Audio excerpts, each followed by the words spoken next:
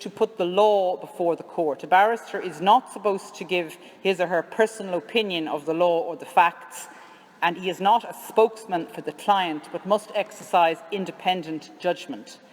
And I suppose the question arises, for those of us who practice in the area, how successful have we been in adhering to that standard, especially because whether you act for one side or the other is set in stone before you begin, so you're already representing one side of the argument, whereas in other areas of law, if you're representing both sides, you're trying to achieve perhaps, and would hope in immigration law as well, but a series of settled principles so that everybody knows what the law is one way or the other.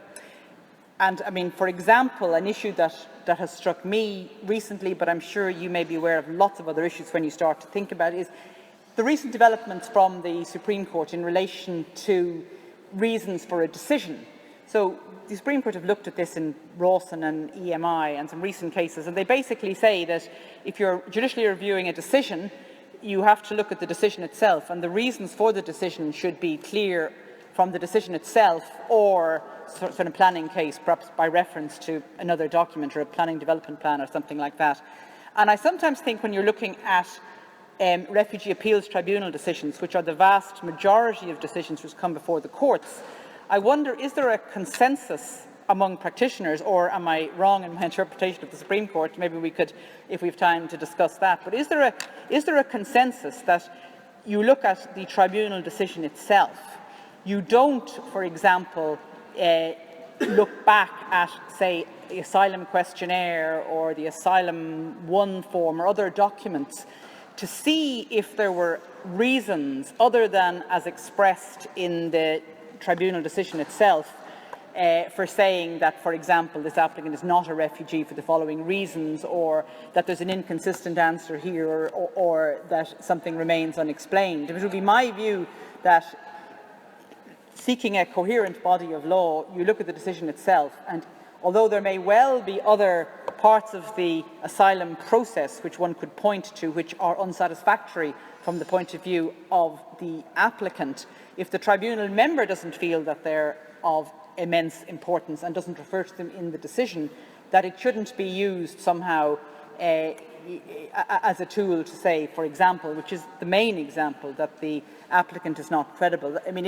if there were agreement, if that were the law, it would certainly, I think, shorten a lot of asylum cases come before the courts. Another one that just occurred to me a few minutes ago is, in ordinary judicial review, quote unquote, lack of candour is a reason for refusing relief. And lack of candour or lack of good faith means that somebody coming to court hasn't told the truth, hasn't put the truth on affidavit, and it's a reason to refuse relief. But of course, many people who have maybe acted dishonestly and are major criminals, etc., and have a history of dishonesty, they can still be quite candid in their application to the court. But at one point in the immigration list, there was an approach to say, well, it's not so much the lack of candour to the court, but if we go back through this applicant's asylum history and find a lack of candour there, that's a reason for refusing relief. And I think the Supreme Court may have put a lid on that in the Smith decision. But that's something that one comes across that's not in, say, the ordinary judicial review list. So I would welcome an opportunity, a sort of a discussion and a move towards seeing, what are the common principles applicable, and if there is a disagreement between the two sides, that it should be settled once and for all in some shape or form. I suppose the other difficult issue that one has to face in refugee cases, and this arises in the Refugee Appeals Tribunal and it arises in the judicial review list, is the common experience internationally. I mean, these aren't my statistics, but that the majority of people who apply for asylum are found not to be credible. Now, this obviously has a very deleterious effect on genuine asylum seekers who flee persecution and are looking to have their status recognised. But it is the case that there is a significant cohort of people, maybe from more from some countries than others, who have not told the truth and are not believable.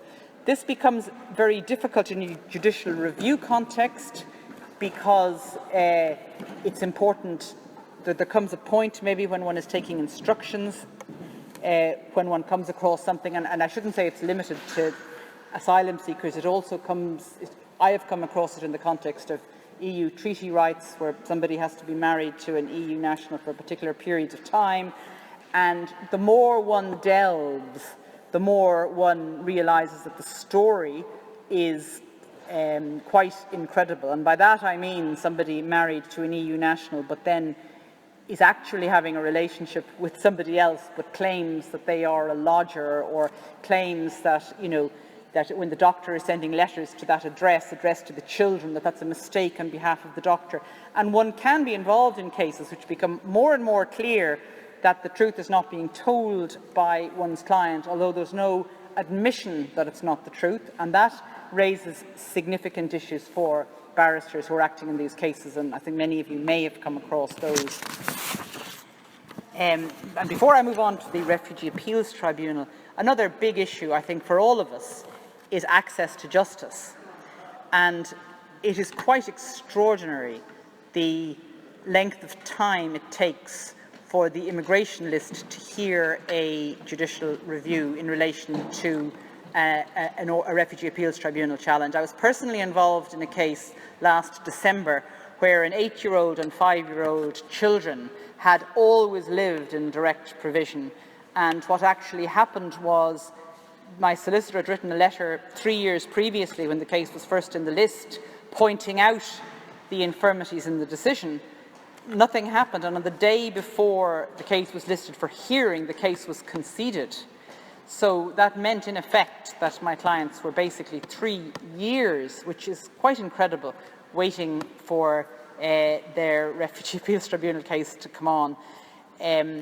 I don't have any answers to the access of justice point, and of course barristers only deal with cases in which they are briefed. They don't deal with, globally with what happens all over the system. I mean,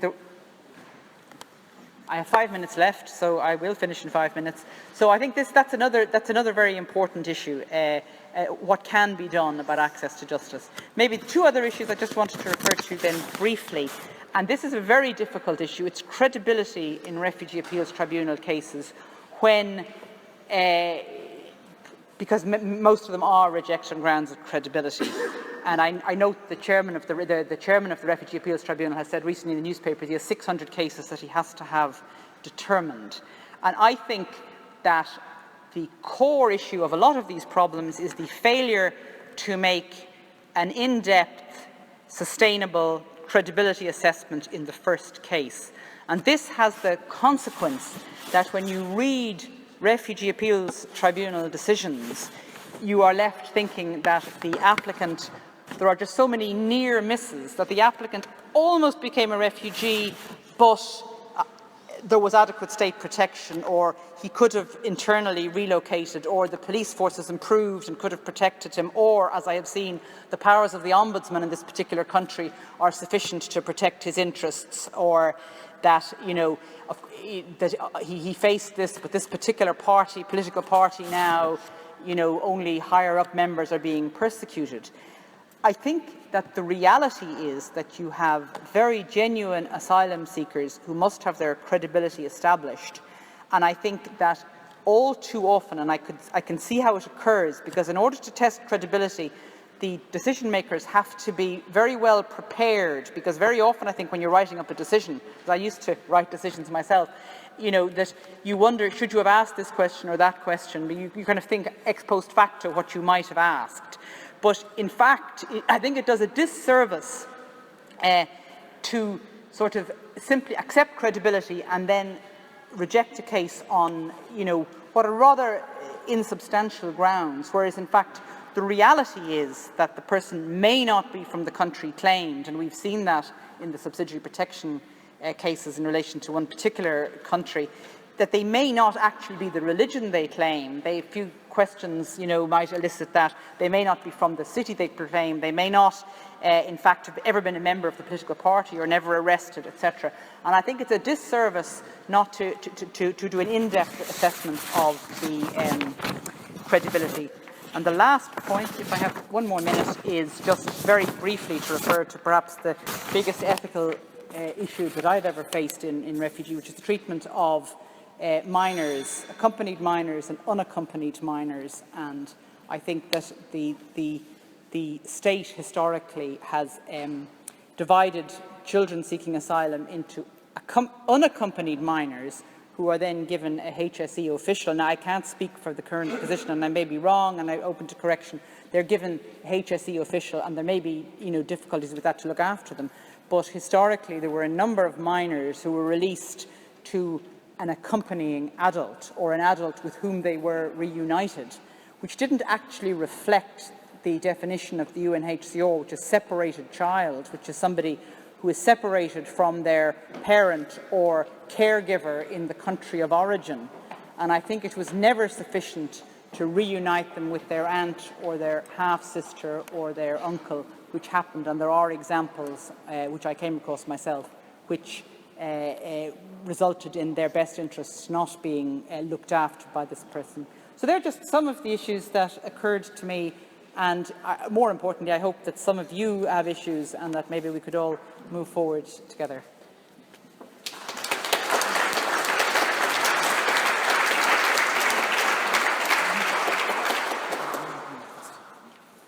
Thank you very much, Sunniva, for that enlightening 15 minutes. We're now going to follow that with a talk by Professor Dr.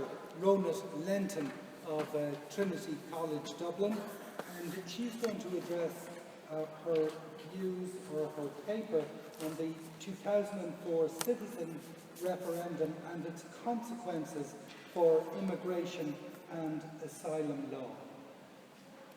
Thank you very much. I'm very pleased to be asked to speak here tonight. I'm going to read my paper, it'll be easier, and hopefully I'll stick to the time. So let me start. Remember citizenship tourism? Remember pregnant on arrival? Remember when Dublin's maternity hospitals were allegedly packed to the brim with non-national women arriving at the last minute to have citizen children? Remember the 1990 Fagiugiorno case, Supreme Court ruling, giving migrant parents a legal right to remain in Ireland to give care and company to their citizen child? Remember the 2003 Lobeno Sayande Supreme Court appeal, ruling that non-national parents were no longer allowed to remain in Ireland to bring up the citizen child, privileging the state's right to deport and the integrity of the asylum process over the children's rights. Last 11th of June, a group of activists were marking the anniversary of the 2004 citizenship referendum, in which the government of Ireland asked the electorate to put an end to birthright citizenship entitlement granted to all people born on the island of Ireland since 1922, in favour of blood-based citizenship rights granted only to people born in Ireland to one of whose parents were a citizen. Our main aim was to remind people of the referendum, because, lots of people have actually forgotten. I told people we were doing is a referendum. Which referendum? The main consequence of the referendum was actually creation of a two-tier citizenship regime. I was asked to speak here about ethics and morality of Ireland's immigration laws. I'm not a lawyer. I'm a sociologist and activist, and I'd like to narrate and critique some elements of Ireland's immigration regime, the citizenship referendum and direct provision. My talk is underpinned by a couple of theoretical concepts, but I won't be over-theoretical. The first one is to say that all modern nation states, Ireland, like other modern nation states, is a racial state. According to David Theo Goldberg, who's written a book called The Racial State exclude in order to construct homogeneity, which he calls heterogeneity in denial. The racial state is a state of power, and it uses constitutions, border controls, the law, policy making, bureaucracy, and various governmental technologies such as census categorization, invented histories and traditions, ceremonies, the educational system, in order to exclude and include